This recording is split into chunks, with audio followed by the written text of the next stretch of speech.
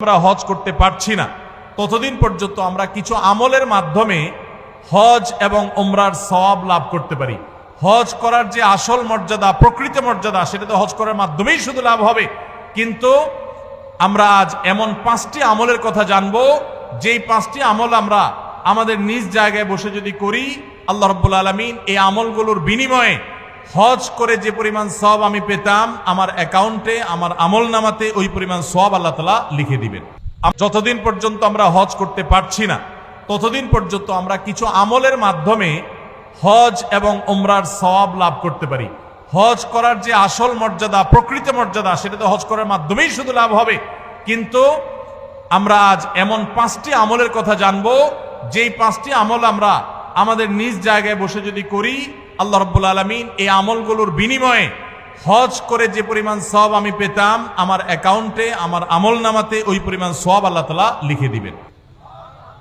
তাহলে যারা হজ করতে পারছি না তারা হজ করার জন্য তো চেষ্টা করবই, তার পাশাপাশি এই আমলগুলো যদি করি, আমরা আশা করব আল্লাহর কাছে যে আল্লাহ তাআলা হাজী সাহেবদের হজের মাধ্যমে যে সওয়াব লাভ করেন, আল্লাহ তাআলা আমাকেও মাহরুম করবেন না, আমাকেও তাদের মতো সওয়াব দান করবেন। এরকম 5টি আমলের ভিতরে সর্বপ্রথম যে আমলের কথা বলবো সেটা হলো 5 ওয়াক্ত নামাজের পরে তাসবিহ পাঠ করা। সহিহ ইবনে হিব্বানের হাদিস বর্ণিত হয়েছে, নবী করিম সাল্লাল্লাহু আলাইহি সাল্লামের কাছে এসে একবার দরিদ্র সাহাবীরা, গরিব এবং অভাবী সাহাবীরা অনুযোগ করলেন এবং তারা অনুযোগ করে বললেন, হে আল্লাহর রাসূল, ধনী সাহাবীরা তারা 5 ওয়াক্ত নামাজ পড়ে, রমজানে রোজা রাখে, আবার পাশাপাশি তাদের আর্থিক সচ্ছলতার কারণে দান সাদাকা করে, হজ করে, উমরা করে, জিহাদে আল্লাহর পথে টাকা ব্যয় করে, তারা বিভিন্নভাবে যে আর্থিক ইবাদত করে, আমরা তো গরিব এবং অভাবী হওয়ার কারণে এই সওয়াবগুলো পাই না। তাহলে আমরা তো পিছিয়ে পড়তেছি, আমরা কিভাবে তাদেরকে ধরতে পারি? সাহাবীদের কম্পিটিশন ছিল আমলের কম্পিটিশন। তারা আমাদের মতো দুনিয়াদারিতার কম্পিটিশন করতেন না, তাদের প্রতিযোগিতা ছিল কে কত বেশি নেকামল করে জান্নাতের দিকে অগ্রসর হবে। তো সাহাবীদের এই কথা শুনে প্রিয় নবী সাল্লাল্লাহু আলাইহি সাল্লাম তাদেরকে এই আমলটা শিক্ষা দিয়েছেন এবং বলেছেন, যে ব্যক্তি 5 ওয়াক্ত নামাজের পর 33 বার সুবহানাল্লাহ, 33 বার আলহামদুলিল্লাহ এবং 33 বার আল্লাহু আকবার পড়বে, আল্লাহ রাব্বুল আলামিন ওই ব্যক্তিকে হজকারী ব্যক্তিরা হজ করে যে সওয়াব লাভ করেন, আল্লাহ তাআলা এই ব্যক্তিকে সেরকম সওয়াব দান করবেন। ধনী সাহাবীরা আর্থিক ইবাদত করে যে সওয়াব লাভ করেন, আল্লাহ তাআলা এই 5 ওয়াক্ত নামাজের পরে এই তাসবিহ পাঠকারীদেরকে একই রকম সওয়াব দান করবেন। ভাইরা আমার, আবারও বলছি, এর মানে এই নয় যে হজ করার যে মর্যাদা আছে হুবহু সেই মর্যাদা সব দিক থেকে শতভাগ সেই রকমই আপনি আল্লাহ তাআলার কাছে মর্যাদা লাভ করবেন এই আমলের মাধ্যমে, পাঠা তা নয়। তবে হজ করে যে পরিমাণ সওয়াব পাবেন, বিনিময় পাবেন, আল্লাহ আপনাকে সেই পরিমাণ বিনিময় দান করবেন। তাহলে একটি আমল আমরা পেলাম, সেটা হলো প্রত্যেক ফরজ নামাজের পর, 5 ওয়াক্ত ফরজ নামাজের পরে তাসবিহ পাঠ করা, সুবহানাল্লাহ, আলহামদুলিল্লাহ, আল্লাহু আকবার। কোন কোন বর্ণনায় সুবহানাল্লাহ এবং আলহামদুলিল্লাহ 33 এবং আল্লাহু আকবার 34 বারও বর্ণিত হয়েছে। সেটা আমরা অনেকে করি, আমলটা আমাদের সমাজে প্রচলিত আছে, এটাও করলেও হবে ইনশাআল্লাহ। 33 বার সুবহানাল্লাহ, 33 বার আলহামদুলিল্লাহ এবং 34 বার আল্লাহু আকবার। দ্বিতীয় আমল, যে আমল আমাদেরকে হজের সওয়াব এনে দিবে ইনশাআল্লাহ, উমরার সওয়াব এনে দিবে, সেটি হলো সকালে ফজরের নামাজ জামাতের সাথে পড়ার পর যদি কেউ বসে বসে আল্লাহর জিকিরে মাশগুল থাকে, ফজরের নামাজ জামাতের সাথে পড়লেন, মা বোনরা আপন জায়গায় পড়লেন, পড়ার পর জিকির আজকার করলেন বসে বসে, এরপর সূর্য উদয় হলো, সূর্য উদয়ের 15-20 মিনিট পর, নিষিদ্ধ সময় পার হওয়ার পর যে ব্যক্তি দাঁড়িয়ে 2 রাকাত নামাজ পড়বে, এশাকের নামাজ, আল্লাহ রাব্বুল আলামিন ওই ব্যক্তিকে একটি পূর্ণাঙ্গ হজ এবং উমরার সওয়াব দান করবেন। তাহলে সকালে এশাকের নামাজ পড়ার মাধ্যমে হজের সওয়াব লাভ করা, এটা তো আমরা চেষ্টা করতে পারি, কি বলেন? আল্লাহ তাআলা আমাদেরকে তৌফিক দান করুন। 3 নম্বর যে আমলের মাধ্যমে আমরা হজের সওয়াব পেতে পারি, সেটা হলো দ্বীনি জ্ঞান অর্জন করার জন্য বা দ্বীন শেখাবার উদ্দেশ্যে যদি কেউ মসজিদে যায়, দুনিয়াবি উদ্দেশ্যে না, টাকার উদ্দেশ্যে না, আল্লাহর সন্তুষ্টি লাভের জন্য মসজিদে গেছে, উদ্দেশ্য মানুষকে দ্বীন শিখাবে, কোরআন শিখাবে, অথবা কোরআন নিজে শিখবে, এই কোরআনের জ্ঞান, হাদিসের জ্ঞান, ইসলামের জ্ঞান অর্জন করার জন্য যদি কেউ মসজিদে যায়, এই যাওয়ার কারণে আল্লাহ রাব্বুল আলামিন তাকে এহরামকারী হজ আদায়কারী ব্যক্তির সমপরিমাণ সওয়াব দান করবেন। তাহলে 3টা আমল পেলাম। 3 নম্বর আমল হলো যে যদি কেউ মসজিদে জ্ঞান অর্জন করার জন্য যায়, কোরআন হাদিসের ইলম অর্জন করার জন্য যায়, তাবরানী শরীফে এই সম্পর্কে হাদিসে বর্ণিত হয়েছে, নবী সাল্লাল্লাহু আলাইহি ওয়াসাল্লাম বলেছেন, মান গাদা ইলাল মসজিদি লা ইউরিদু ইল্লা আন ইয়াতাআল্লামা খায়রান আও ইউআল্লিমাহু। কোন ব্যক্তি যদি মসজিদে যায় কোরআন হাদিসের কোন জ্ঞান অর্জন করবার জন্য বা জ্ঞান দেওয়ার জন্য, শিক্ষকতা করবার জন্য, কানা লাহু কাআজরি হাজ্জিন তাম্মান হাজ্জাতুহু, তাহলে আল্লাহ তাআলা তাকে এমন একটা হজের সওয়াব দিবেন যে হজটা পরিপূর্ণ হজ। সুবহানাল্লাহ, অপূর্ণ না, পরিপূর্ণ হজের সওয়াব দান করবেন। তাহলে মসজিদে শুধুমাত্র বাচ্চারা মক্তবে যায় এটাই যথেষ্ট নয়। মসজিদে ওলামায়ে কেরাম, ইমাম সাহেবগণ বিভিন্ন বয়সের মানুষের জন্য বিভিন্ন ধরনের দিন শিক্ষামূলক আয়োজন রাখবেন, আমরা সেগুলোতে শামিল হওয়ার জন্য যাব, এর মাধ্যমে হজের সওয়াব পাওয়া যাবে ইনশাআল্লাহ।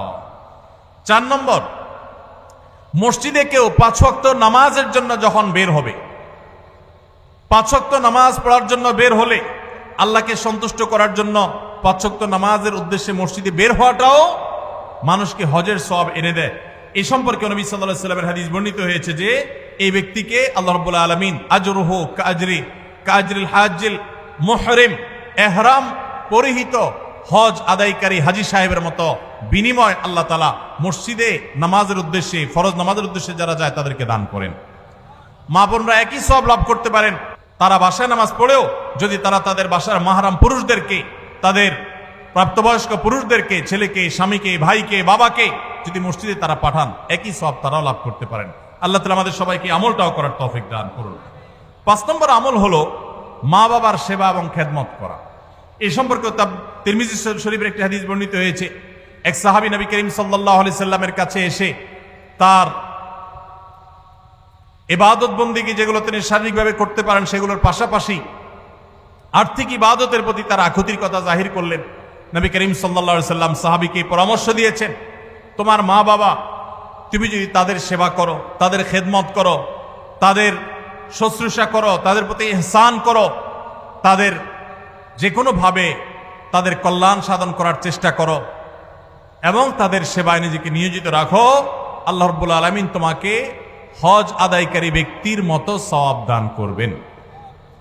তাহলে ভাইরা, আমরা দেখলাম 5 ওয়াক্ত নামাজের পর 33 বার সুবহানাল্লাহ, 33 বার আলহামদুলিল্লাহ এবং 33 অথবা 34 বার আল্লাহু আকবার যে কোনটা করলেই হবে। এই আমলের মাধ্যমে আমরা হজের সওয়াব পাবো ইনশাআল্লাহ। ফজর নামাজের জামাত আদায় করা, ফজর নামাজ আদায় করার পর সূর্য ওঠার 15-20 মিনিট পরে ওই পুরো সময়টুকু বসে বসে জিকির আজকার, কোরআন তেলাওয়াত, দিন শিক্ষা এগুলোর মধ্যে মাশগুল থেকে এরপরে উঠে যদি আমি 2 রাকাত নামাজ পড়ি, আল্লাহ তাআলা হজের সওয়াব দান করবেন এবং উমরার সওয়াব দান করবেন। আর 3 নম্বর হলো মসজিদে যদি কেউ দিন শিক্ষার জন্য বা দিন শিখাবার জন্য যায়, তাহলে এই যাওয়ার কারণে শুধুমাত্র আল্লাহ রাব্বুল আলামিন ওই ব্যক্তিকে পূর্ণাঙ্গ হজের সওয়াব দান করবেন।